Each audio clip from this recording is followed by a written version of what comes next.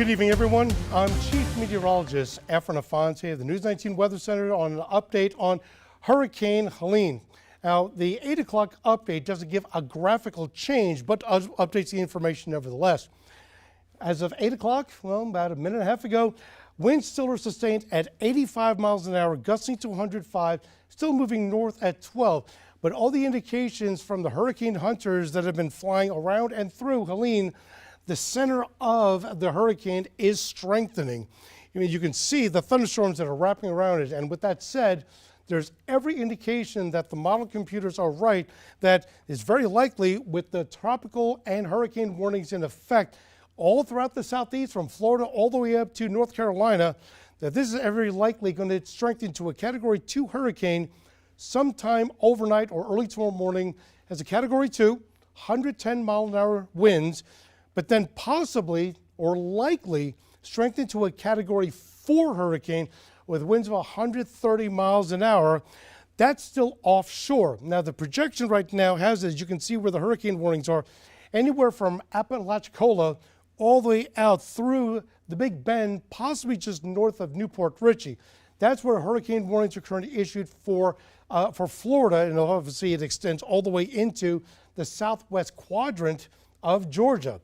The landfall could be anywhere from a Category 2 to a Category 3, but nevertheless, once it makes landfall sometime Thursday afternoon, evening, maybe even to the overnight hours, by Friday morning it's already progressed into southeast Georgia, and we're looking still at a Category 1 hurricane. Now that's 80 mile an hour winds somewhere around Macon. 80 mile an hour winds, it's still a hurricane, but the thing is that if it's going to make landfall as a Category 4, that means very likely we're looking at tropical strength winds, 74 miles more. That is going to expand far greater than just the areas of what we always look at as the cone. So don't look at the cone so much of exactly where it's going to go, but more importantly, what the impact is going to be. We're at least to Horry County to Macon, Georgia. You're talking some of the ballpark about maybe 200, 225 miles. Even Horry County is under tropical storm warnings, where there's the likelihood that we're going to have 74 plus mile an hour winds or up to 74 mile an hour winds anywhere in the Palmetto State. That's how expansive this circulation is going to get up. And again, the tropical storm warning is not just for the Midlands, it is for all of South Carolina.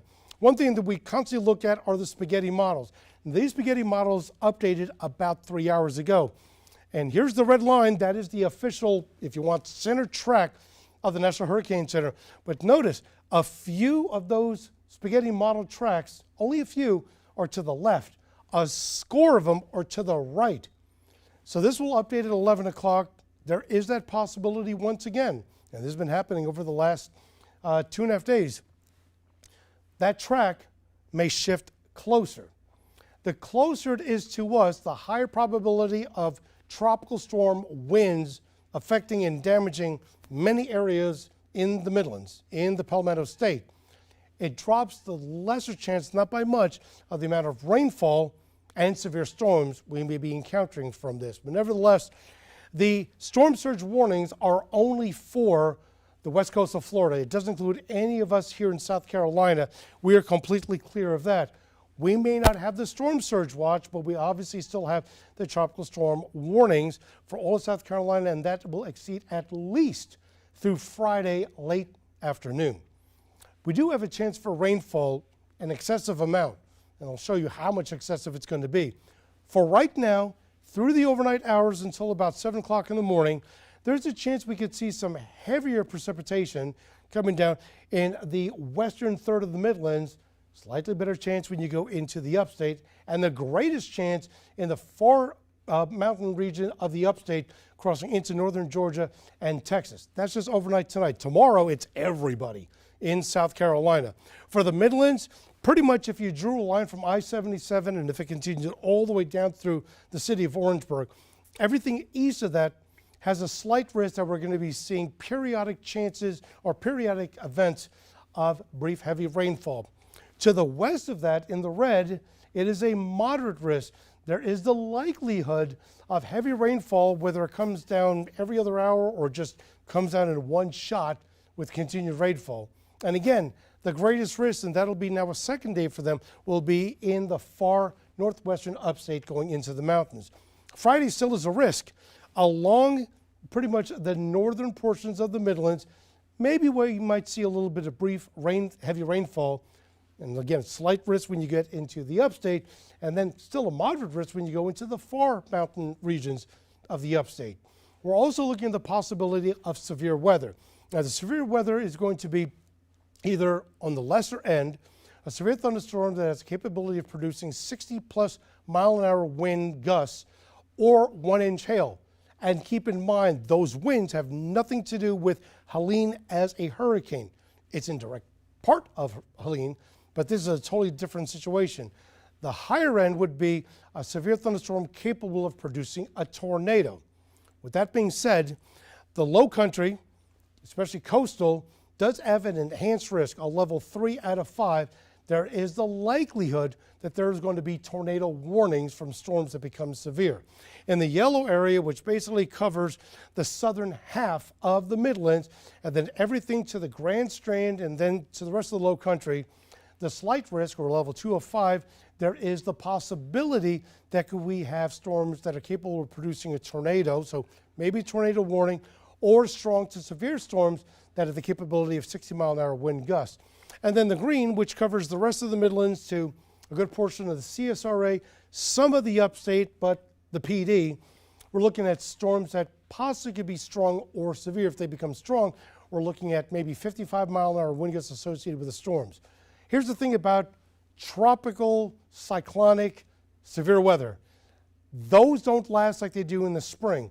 These are the type of storms that'll come up within 5 minutes notice and drop down 10-15 minutes after they were warned. They don't last that long. They're on the ground, if at all, but they're on the ground for maybe 10 minutes, and then they move on. And they're not big at all. And most of them usually end up being winds 85, maybe 95 miles an hour. So yes, it's a tornado, but it's very brief, very small, and it's not going to be impacting everyone in the county. The problem is that with tropical cyclones, they can pop up anywhere in the state, and depending on the evolution of Helene as it makes its way onshore.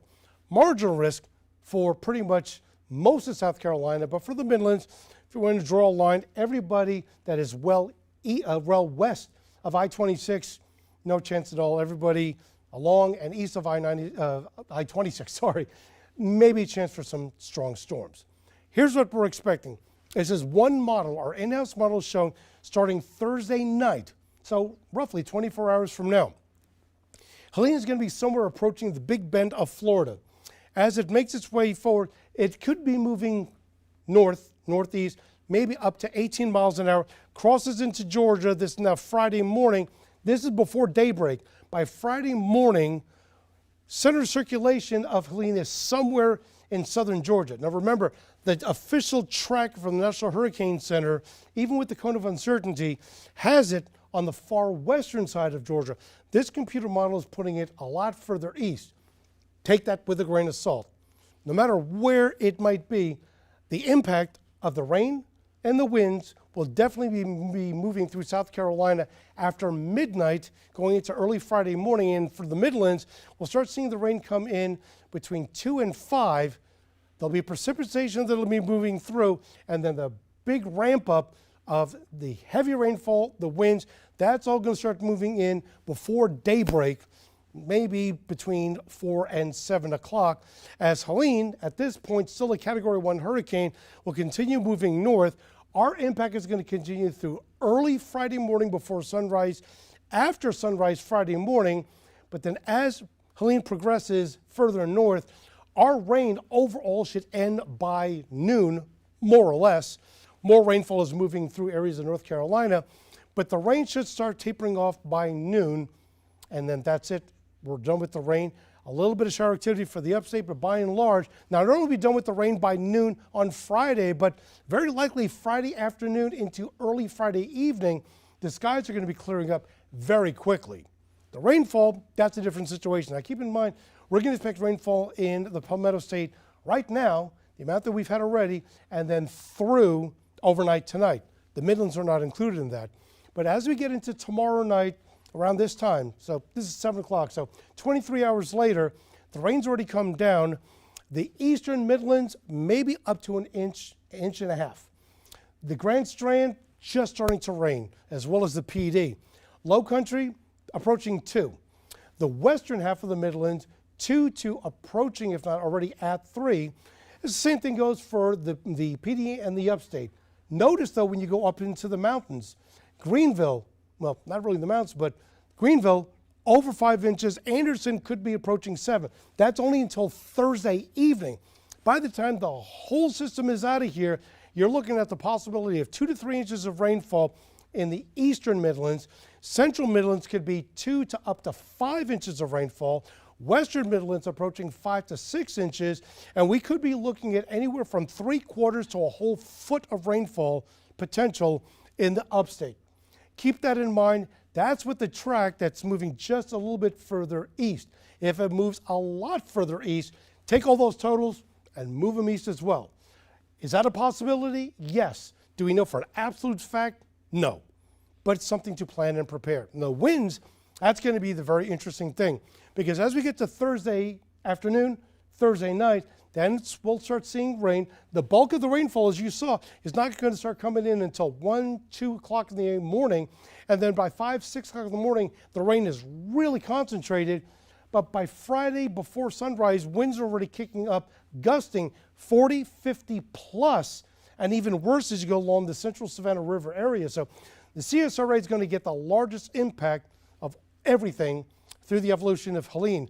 By the time we get to Friday midday, Helene's already well north, but we still have winds gusting over 50 to 60 miles an hour. And by the time we get into Friday afternoon, it starts tapering off. Still windy though. Winds coming out, maybe gusting to 30 to 35 miles an hour. So the bottom line is, starting 7 o'clock tomorrow night, we should be News 19 weather impact alert aware. Strong winds, heavy rainfall, and the likelihood of multiple power outages. If you don't have to go on the roads, stay off the roads. There's no need to go out if you don't need to go out, because the conditions are not going to be favorable for anybody to be out. 8 o'clock update, still a Category 1. That may be changing as we go throughout the night, and we'll have that update on News 19 at 11. I'm Chief Meteorologist Efren Afante. We'll see you for later on for an update later in the newscast.